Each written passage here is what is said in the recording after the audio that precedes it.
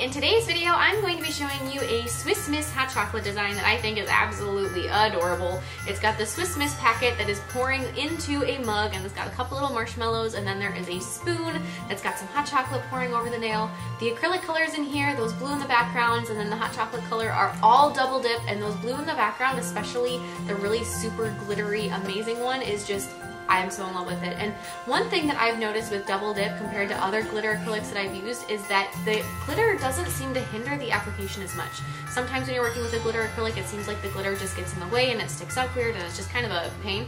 But this one and all of them that I've tried from double dip don't seem to do that, at least to the extent. And you'll get to see kind of how the application goes in the video. So if you haven't tried out the double dip colors, I highly recommend them. I'll put links and codes and all sorts of great stuff in the description box below, so check there. And don't forget to click subscribe to see all my future videos as well. So the first color I'm going to use is called Snowflakes, and that's number 471, and it has ever so slight shimmer to it. So I'm going to begin by sculpting that, and you can really see the shimmer here now. It's really pretty from like the middle down and then just almost all the way up to the cuticle, kind of pressing that down to fade it so it's not a big bump. And then using the color Sleigh Bells, which is the CP005, which is one of their like specialty colors, I'm going to be applying that at the cuticle and then brushing that down. Did you guys see how easily that faded together? It was so nice. The colors are just about the same color, but it just gives you that really kind of subtle glitter glam fade on that. And then I'm going to be doing a layer of clear acrylic just to encapsulate it, make sure it is nice and strong, and then file the nail into shape with my e-file. Also, that little layer of clear acrylic protects the ombre. So now with some white acrylic, I'm going to be sculpting my mug around my straw. So I have just a classic plastic drinking straw. And the great thing with doing something like this with a plastic straw, even though in general life I am so against plastic straws that it's very contradictory that I use them all the time on my channel. And I also know that depending on where you're from, it can be really hard to find a plastic straw because they're outlawed and they're no longer used, which is fantastic, but unfortunate for this one particular circumstance. But they really are helpful, and you only use it a little bit at a time, so I don't think it is the end of the world for this particular circumstance. But after you have it all sculpted around your straw, you can cut off that piece of straw, and then you can pull out the plastic straw from the middle of your little mug, and then you can sculpt the bottom of your mug on a nail form backing with some more white acrylic. And you're also going to need to sculpt the little handle of your mug. So I've got another bead of white acrylic. I'm just going to set that down there and then leave it for a moment to let it just begin to polymerize so that it'll start to hold its shape. And then you can really easily sculpt that into a C shape, which will be for the handle. And then after you let that set up so that it is completely all firm and unbendable and not flexible, we're going to glue everything together on our nail. So first we're going to place down our mug and just kind of set it down there until the glue really begins to grab. And then after that, I'm going to be gluing on the handle of my little mug off to the side. Make sure that you're gluing the handle off to the side on the opposite side from where you want your little pouring packet of hot chocolate. So now using the color Tipsy Poodle, which is number 780, and I just love the name of this color. It cracks me up, Tipsy Poodle. But we're going to be filling up our hot chocolate mug with it. So this is going to be our hot chocolate color. And so far, all these colors I'm showing you from Double Dip are part of either their Christmas collection or their winter collection. So then I've got a piece of wire that I'm going to press into that Tipsy Poodle and hold it there until the acrylic starts to set up. And it may seem like it's going to take forever, but it does eventually just grab and you'll be able to let go. It's a little bit more time consuming than if you were to glue it in, but it holds so much better since it's in a pretty deep section of acrylic.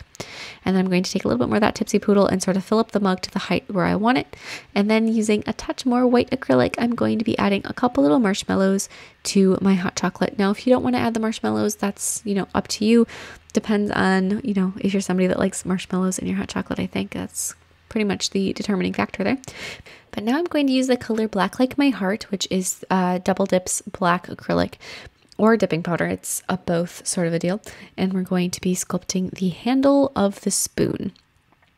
So this is just the handle. Don't actually sculpt like the bowl of the spoon. For the bowl of the spoon, we're going to use yet another straw. So one thing that I do is I have collected over the years a variety of sizes of plastic straws, and I just keep them in my nail desk and I just hold on to them. And I have never had to replace them. Like, I've been using the same ones for years and years and years, but it's great to have a collection of sizes and shapes of straws, or diameters so that you can do different things with them, because this one's much smaller than the one I used for the mug. So I'm going to sculpt the bowl of my mug first on the straw, and then I'm going to sculpt it, kind of finishing it up and like bringing up the sides a little bit more just by sticking it to some sticky tack on a little nail holder and kind of, I don't know, perfect the spoon shape of it. Actually, sculpting a spoon was a lot more trouble and taxing than I thought it was going to be, but I'm going to glue the handle to my spoon or to the bowl and then use some more black acrylic, and I'm going to be fixing up the shape yet again. So it's all very ergonomic, I guess is what I want to say, because a spoon isn't just like this flat shape. It has like this very elegant sort of curve to it, which when you're trying to sculpt things on a flat surface and give them that elegant curve, you have two choices. One, don't sculpt them on the flat surface, or two, file them a whole bunch when you're done, or three, just make it work however it happens, which is what I did. I went with option 3. But when you are fixing and sculpting your little spoon, try to use slightly wetter acrylic than you may normally, for the simple fact of it is going to get this chrome layer on top of it, and you want it to try to be as smooth and as glassy as you can get that chrome layer, and so the smoother your acrylic is underneath, the better.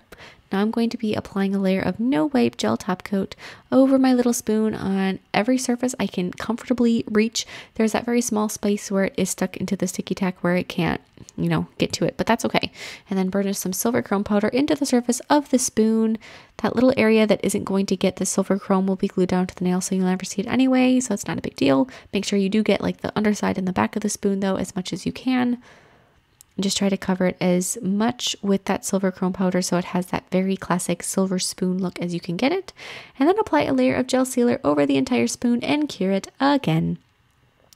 Now we're going to be gluing the spoon onto the nail, so apply a stripe of nail glue down and then glue that spoon so that it is, sitting on the nail like somebody just stirred it. And to give it an extra like just used look, we're going to be using some more of that Tipsy Poodle, and we're going to be adding a little hot chocolate spillage across the nail. You can kind of have fun with this. If you want to make a big spill, you can. If you want to do just a little one, that also works too. Now in a silicone art mat, we're going to be making our little hot chocolate packet. So I have 2 squares, or I guess slate rectangles of white gel polish, and then with some medium blue gel polish, I'm going to begin doing the first layer of the Swiss Miss logo. Now when you're looking at Swiss Miss logos, there's a bunch of different varieties of logo and design for depending on the flavor of hot chocolate that you're making. And I was surprised when I was doing research for this design and I was finding what images I wanted to use to base it off of. And I just Googled Swiss Miss packet and I got so many options up. I was stunned. I haven't actually bought hot chocolate packets in a long time because I've been making my own. And so I was just stunned by how many varieties there were.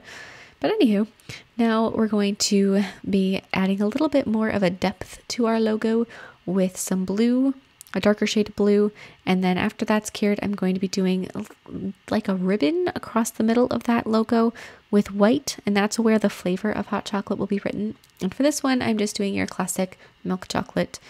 And so then after you have that done with white paint, so not with gel polish or gel paint, I actually tried that and I ended up wiping it off because it was just a little less precise than I wanted to be, and I can get much finer lettering done with paint, with acrylic paint versus a gel product. So I'm going to be doing the Swiss Miss logo, and it is very tiny to be painting on this, so don't worry if you don't get it in the first try. Like I just said, I didn't. And so if you need to paint it a few times to get it in that small space, then that is not a problem at all. And then you have to add your little Swiss Miss mountain range above the letters. And then after you have all of that teeny tiny little painting done, I'm going to be switching to a blue paint. Again, this is not a gel of any variety. It's just your acrylic craft paint that you can get at Michael's or Walmart or Target or wherever you want to go.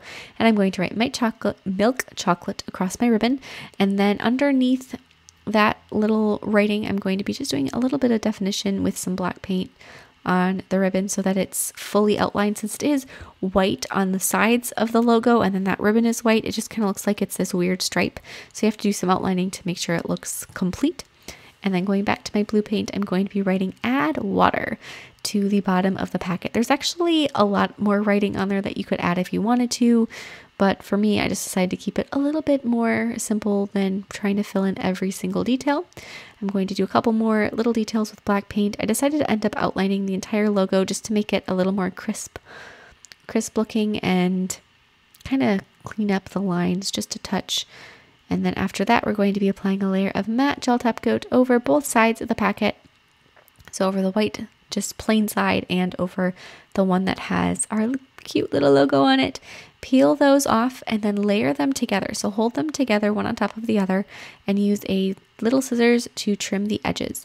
And the reason you're holding them together is so that you get them to be the same size. And so if you cut them together, then they're the same size, and then you can glue them together really easy, and it just sort of makes it a little bit simpler. But it also needs to be kind of touched up because when you peel them apart, the one that was underneath gets these like little flared edges, and you just have to sort of trim them ever so slightly to straighten those lines up a little. The gel is kind of evasive when it comes to the cutting. But once you have all those lines nice and straight, then you can just apply the tiniest amount of nail glue down one edge of your packet and start gluing it together. So you want to leave the top of the packet open, but glue the other 3 sides and just start in one spot and then sort of work on it going just around.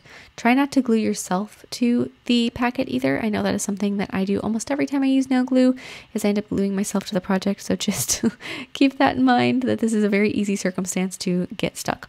And then glue the packet to the other end of the wire so that it looks like it's pouring into the cup. And then after you have that and the glue is stamped, see, there I was stuck to the nail. I told you, it happens. We're going to be mixing some gel top coat with the color Tipsy Poodle. And as you can see, that Tipsy Poodle color has this gorgeous glitter in it that makes it look extra, like, I want to say the word granular, because that's kind of like when you are using something that's a powder of a packet, it's got kind of a grainy texture to it. But I don't want you to think that this color looks granular, like it looks grainy. It's just, the glitter makes it look extra hot chocolate packety dust, I guess, is what I'm trying to say.